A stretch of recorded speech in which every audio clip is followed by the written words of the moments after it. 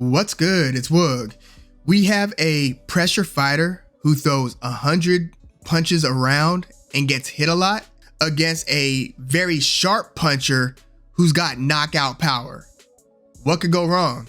We have Brandon Figueroa, 23 wins, 1 loss, and 1 draw, taking on Mark Magsayo, 24 wins and 1 loss. This fight is for a interim WBC Featherweight title. Ray Vargas, who just tested the waters up at 130, lost to O'Shaquie Foster. So the assumption is that Ray Vargas is going to come back to 126 and still have his WBC Featherweight title. So this fight is for an interim belt. So I'm assuming that the winner of this fight will probably be the next challenger to Ray Vargas's featherweight WBC belt, although it was Mark Magsayo who Ray Vargas beat via split decision to earn that WBC featherweight title. So it would just be interesting if we get those two guys fighting twice within a very short period of time. But this is an interesting matchup, and the first thing that jumped out at me were the heavily Brandon Figueroa skewed betting odds. Like,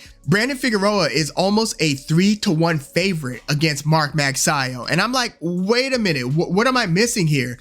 Brandon Figueroa, first of all, is new to the division. Yes, he was a stylistic nightmare down at 122. He's about 5'8", 5'8.5", and he's got a 72.5-inch reach. That at least on paper, that's a half an inch longer than Floyd Mayweather and Errol Spence Jr.'s reach. Think about that. A 122 fighter now at 126 with a longer reach than Errol Spence Jr. So Brandon Figueroa was this like physical anomaly who has like this pace that he puts on his opponents where, you know, I call it the treadmill from hell. There are certain fighters today who just have that style where they are essentially drowning their opponents in activity. I look at Emmanuel Navarrete as having a somewhat similar style. There are big differences in the styles, but certain similarities in the treadmill from hell aspect. I look at Navarrete as being one.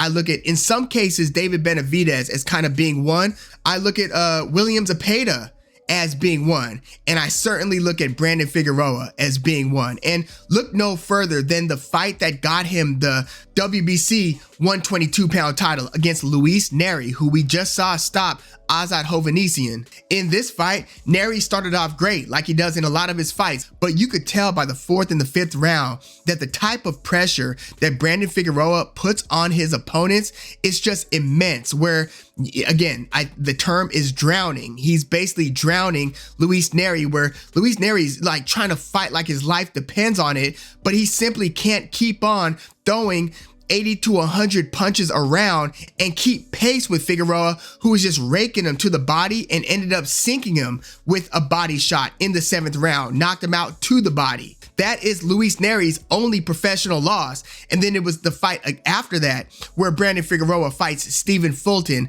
in a title unification match, and Stephen Fulton won that one via majority decision. This was one of those back and forth fights. Very difficult to score, very tough to determine who was winning those rounds. You have some people who like Stephen Fulton's slightly cleaner punching, and then you like others who like Brandon Figueroa's pace, the pressure, and the activity. But it was Stephen Fulton who won the decision, and this was one of those kind of fringe contenders for fight of the year. Excellent fight between Stephen Fulton and Brandon Figueroa. But again, if you look at that Figueroa versus Nery fight, you see what Figueroa is all about. I mean, for as long as his arms are, he gives up a lot of that distance control. Like, he's not Ray Vargas, who is the only guy to have beaten Mark Magsayo, who's able to control range a little bit more effectively. No, Figueroa, it basically has his head in your chest, and he's just using his long arms to get a lot of leverage that he's able to put into his power shots, and he mixes it up to the body and to the head. And again, he's like throwing 100+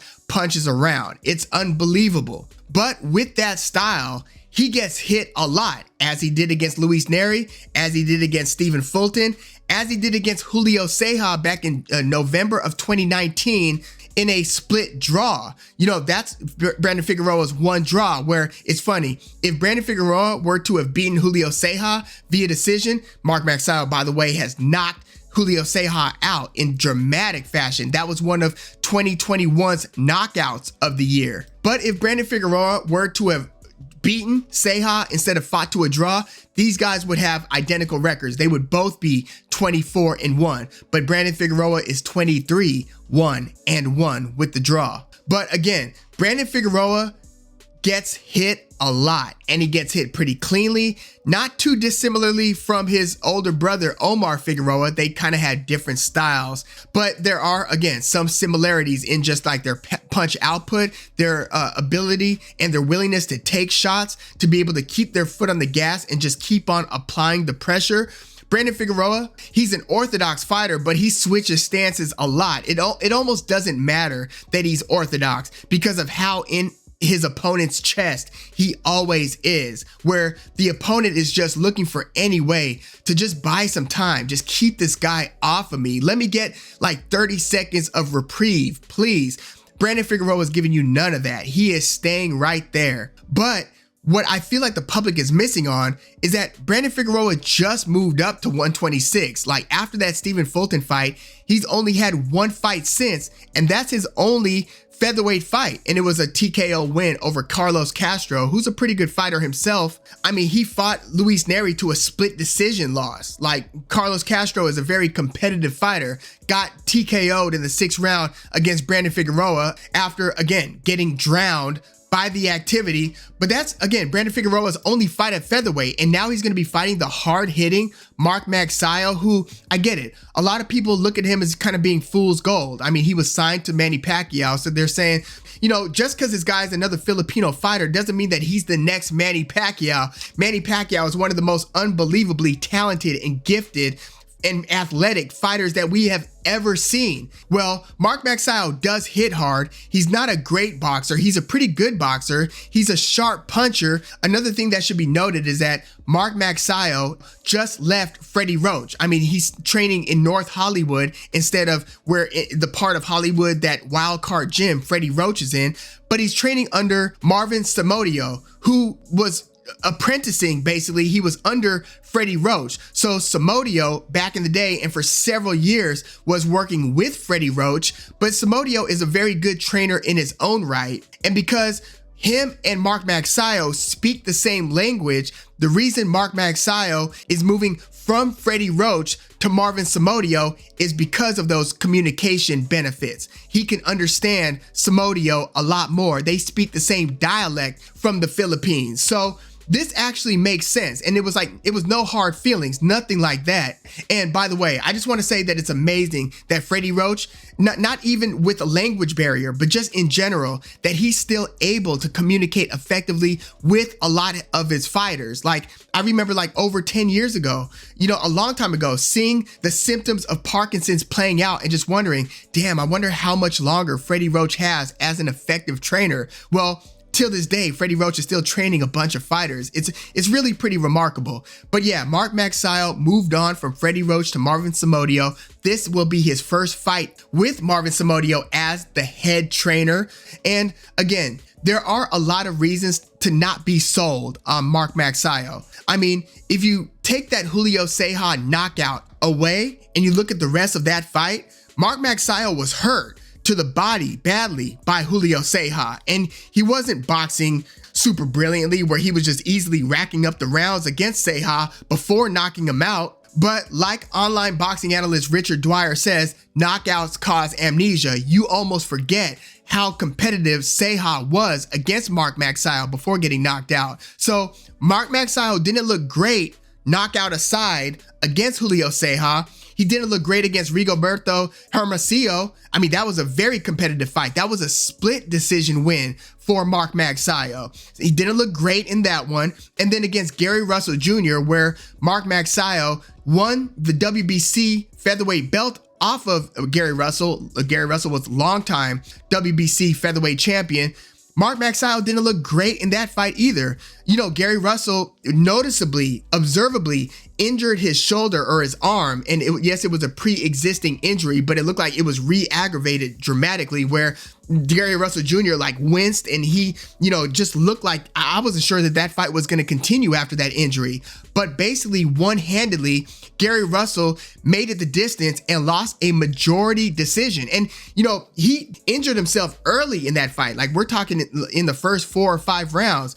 And he was basically one-handed from that point forward and still made it a somewhat competitive fight. Some people thought that Gary Russell Jr. still won a few rounds after injuring himself against Mark Magsayo. So even though Mark Magsayo came away from the Gary Russell Jr. fight, the newly crowned WBC Featherweight champion, a lot of the public were like, yeah, but I mean, the guy had one arm against you and you still couldn't put the guy away. You still couldn't like really pull away on the scorecards and make it like an emphatic win. So yeah, a lot of people are still either on the fence or just not believing in Mark Magsayo's boxing ability. And then when you couple that with his split decision loss in his very next fight against Ray Vargas, where Ray Vargas won that WBC featherweight title off of Mark Magsayo, yeah, a lot of the public is not really sold on Mark Magsayo. But what I will say to that is he's proven to be a sharp puncher. I think that he is showing some improvement. I think that he's showing some good feints. He actually has good legs. They're not Manny Pacquiao legs, but he is able to jump in and out of range. And he's able to cover a lot of ground, like deceptively. You look at his build and you don't know that he could basically jump that far forward and back. He doesn't show a ton of side to side movement. He's got decent lateral movement, not enough. And to me, he doesn't have great head movement either. He's got decent head movement, but it's not great. But again, he's able to kind of jump into range and throw hard power shots when he's jumping into range. Well, in this Brandon Figueroa versus Mark Magsayo fight, Mark Magsayo is not going to need to find Figueroa like he needed to find Gary Russell Jr. and Ray Vargas. Ray Vargas, yes, he does throw a lot of punches. Yes, he does get involved in a lot of firefights like he did against Azat Hovhannisyan, which was a very tough fight for Ray Vargas that he pulled out and won.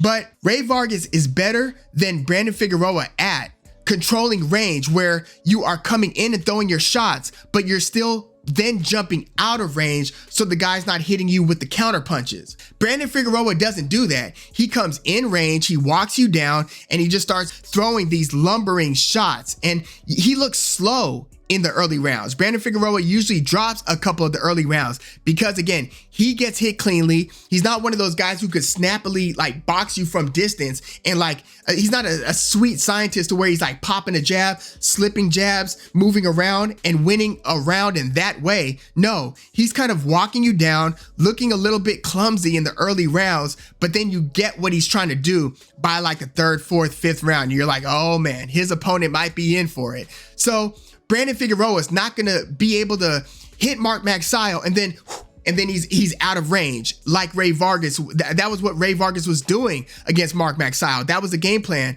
Come in with your shots, but still move and use your length and your height to stay away from Mark Magsayo's big shots. Yes, it was still a competitive, close fight, but that was what Ray Vargas was doing. Gary Russell Jr., totally different style than Brandon Figueroa. Gary Russell is one of the fastest handed punchers in the whole sport, and he's pretty slick defensively. He can move his head very well. He's pretty tough to hit. Brandon Figueroa, again, is going to be right there. So something's got to give here. This is going to go one of a couple ways, in my opinion. Brandon Figueroa is either going to drown Mark Magsayo like he drowns most of his opponents, or he's going to get caught with hellacious power punches and it's finally going to catch up to him. This style might finally catch up to Brandon Figueroa in his second featherweight fight. And when I look at the betting odds, I feel like that possibility is almost lost on the public. Mark Magsayo is not fighting an elusive guy here. This guy's going to be coming to Mark Magsayo. When is the last time that Mark Magsayo's had to deal with that? Maybe the fight against Julio Ceja, which again, yes, Mark Magsayo did get hurt and did get beaten up a bit, and this was a very close and competitive fight before he knocked Ceja out, but he did end up knocking him out in the 10th round. And when is the last time Brandon Figueroa has fought somebody who hits as hard as Mark Magsayo? Are you convinced that Luis Neri, the 122 pounder, hits as hard as 126 pounder Mark Magsayo? I'm not. I think Nery might be a sharper puncher, might be a better boxer, but in terms of just raw punching power, I think Mark Magsayo might have the edge there. Look, Mark Magsayo in that loss to Ray Vargas, he dropped Vargas. He had Vargas badly hurt. He had Vargas more hurt than Vargas was hurt at any point against O'Shaquie Foster, who demonstratively beat Ray Vargas. Ray Vargas was holding on in moments against Mark Magsayo. You mean to tell me with Brandon Figueroa coming in, unless Brandon Figueroa totally changes his style up, which I don't expect, if Brandon Figueroa fights a Figueroa style fight against Mark Magsayo, you're just giving this sharp, hard puncher every opportunity to totally spin your head around. How does Mark Magsayo not land flush against Brandon Figueroa? Now, either Figueroa just has this chin, this amazing chin that is going to continue its resilience, and he's going to be able to eventually walk down and drown Mark Magsayo, or again, this is going to catch up with him. Look, I think he's going to get hit early in this fight against Mark Magsayo. I'm actually wondering how he's going to apply his Figueroa style against Magsayo. Maybe, I mean, the body component is going to have to come into play, right? Like, I imagine Figueroa is going to be trying to make this fight hell for Magsayo by going to the body repeatedly. That has to be a key ingredient in this recipe.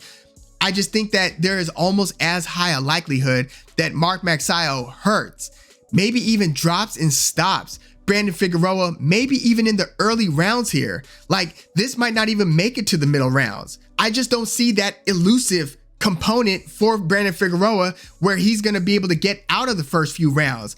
I think that he's going to try to come in early and often and then keep on with his foot on the gas.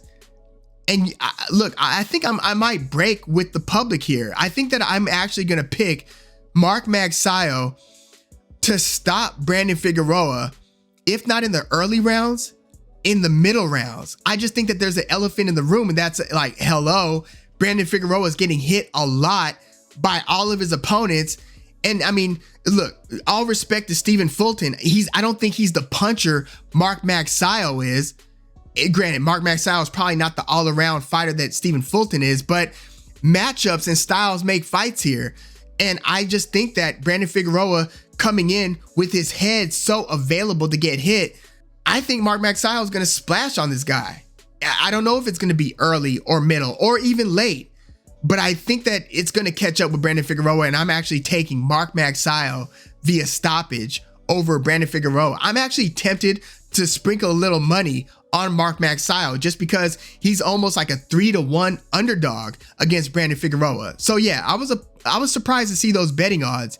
Let me know your thoughts on Figueroa versus Magsayo. Am I missing something here? Granted, it is also possible that Figueroa makes Magsayo look like yet another Brandon Figueroa victim. It's just that I think that there are certain attributes going into this fight that are being overlooked. And again, it is that Brandon Figueroa gets hit a ton, but also Mark Magsayo is not only a hard puncher, but he's a fast and sharp puncher. I think that Mark Magsayo has faster hands than Brandon Figueroa. So this is going to be interesting to see how it plays out. I would be curious to see what it looks like for Brandon Figueroa to just overwork and to drown Mark Magsayo with the activity where Mark Magsayo maybe even succumbs to it and drops, to the body or to the head if he just can't keep up on that treadmill from hell. But I'm going Mark Magsayo via knockout/TKO. I mean, that chin has got to crack at some point.